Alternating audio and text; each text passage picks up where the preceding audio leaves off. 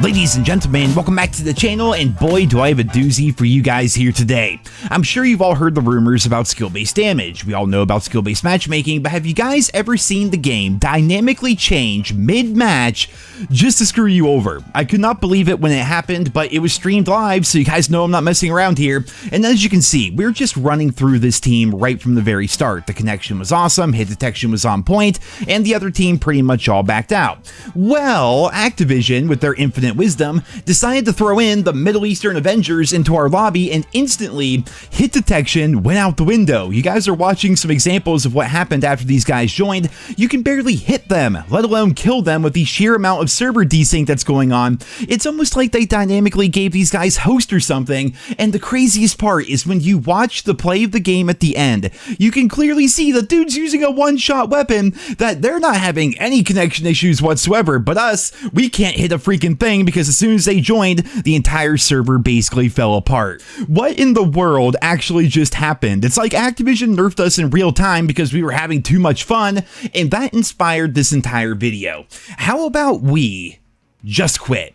Right? Let's just quit. And I'm not talking about quitting the franchise entirely, because let's be real here, I still love COD and I'm a COD YouTuber. I've been playing this game for over half my life and I've been a YouTuber for 13 years. The entire idea, and sorry about this quick rant here, but the entire idea that every YouTuber should just quit the franchise that they grew up with and kill the channels that they've been working on for a decade or more is just asinine. It's one of the stupidest things I've ever heard. All it would do is give rise to another crop of channels to pop up and take our place. So basically, we just gave up the franchise that we love and the channels that we've been working on daily for a decade or more for nothing. That's just fucking stupid, and I'm sorry to be so frank about it, but you guys would not believe the amount of smooth brains out there who genuinely think that's a good idea and comment it on every video and every social media post and everything. Like, it's freaking mind-blowing. Like, how stupid are these people?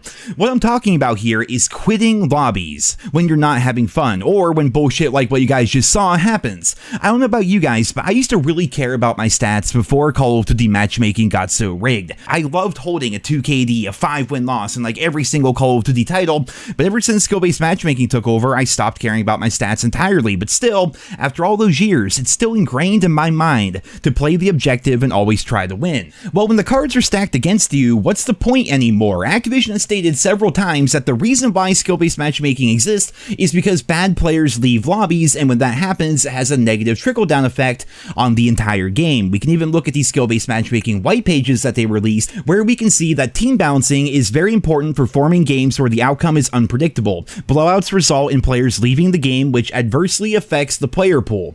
We also see when skill is utilized in matchmaking, 80 to 90% of players experience better end of match placement, stick with the game longer, and quit matches less frequently. During Modern Warfare 3, Activision ran a test where they loosened the skill factor of matchmaking for a couple of weeks to see the results, and among other things, one thing they really noticed was when skill-based matchmaking wasn't as strict, bad players were quitting a lot more because they were no longer in their protected brackets. They say in the white pages, quit rate is the likelihood for a player to quit throughout a match. In figure 4, we observe that the quit rate significantly increases across 80% of players, and only the top 10% see a meaningful decrease in quit rates. We have historically found that quit rates have a strong negative correlation with the self-reported fun gathered through player surveys. Well, what I derive from all of this is a major reason why skill-based matchmaking exists in the first place is because they don't want bad players quitting matches or quitting the game overall. The number one goal of any online game is to keep players engaged as much as possible, which makes sense, and in reality is likely why the maps here in Black Ops 6 are all about the size of a studio apartment and the spawns are so terrible. They don't want players getting bored. That's the entire idea, right?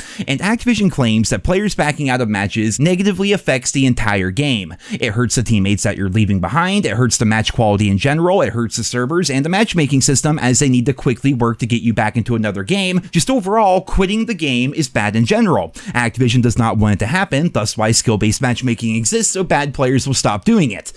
But what if good players started doing it too? What if, and just hear me out here, just like the bad players in their protected brackets, we start leaving the game if we're not having fun? Is that not the entire point of a video game in the first place, is to have fun? I can see the competitive integrity side of things. It's online, it's a shooter game and whatever, but let's be real. I'm out here trying to do headshots and gold camos, meanwhile my opponents think we're in ranked play. I'm presented with two options in that scenario. I can sweat my ass off in this public lobby game of Nuketown Kill Confirmed at 11 p.m. on a Monday, get maybe 5 headshots and have zero fun, or I can just back out, search for another game, and be playing in a new lobby in under a minute.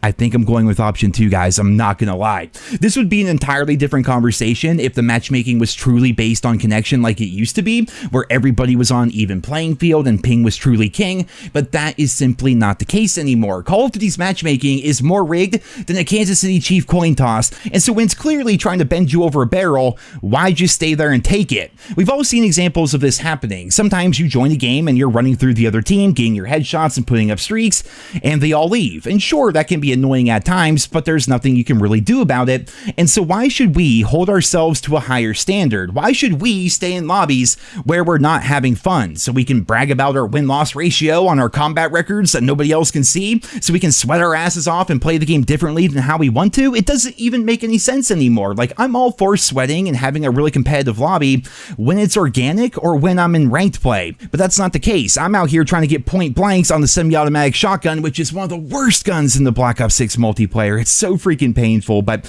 really good in zombies, terrible in multiplayer. I did not enjoy doing that gun whatsoever. If my sole goal for the session is to finish up, say, headshots on my sniper rifle, I'm sorry, but I'm not going to do it in a lobby where the whole other team is butt sliding with SMGs, making callouts and spamming smoke grenades everywhere. Why waste 10 minutes of my life when I can be in a completely different lobby in under a minute? Why not take that chance? The previous lobby was clearly handcrafted to fuck me over, so what are the chances that if I leave and search again, that the next lobby will be just as bad? Most of the time, in my experience so far, the really, really bad lobbies that I leave are followed up by much chiller ones. If Activision is so worried about players backing out of matches that they designed an entire system around it, well, what would happen if all the good players also started leaving matches that just simply weren't fun? I think it's a long shot, but if that were to happen, perhaps changes to matchmaking will have to take place. I've got to be honest, I doubt anything is going to happen in the long term, but at least for me right now, just leaving lobbies that are clearly rigged against me has made Black Ops 6 a lot more enjoyable. Why be miserable for 10 minutes to prove a point in a casual public playlist when you can just back out and be in another match in under a minute, and 9 times out of 10, that match is going to be more enjoyable than the one you just backed out of. That's been the secret sauce for me so far in Black Ops 6. I'm currently like 17 out of 33 gold guns so far, and I highly recommend that everybody else do the same thing. But then again, I think everybody is already doing it. Quit rates are massive right now in the Black Ops 6 lobbies. Every lobby I'm in, the other team's backing out, my team's backing out, I'm backing out. Like, everyone's just backing out. No one actually stays and plays the game anymore. And it's because the community is fed up with Activision's matchmaking. If Activision doesn't like it, then fix the matchmaking, because if not, we're just going to keep on doing it, because just like they mentioned in their white pages, we aren't having fun. They always talk about the data, and right now, their data has to be showing that players are sick of this matchmaking, so unless they're completely full of shit, they should make changes based on that data.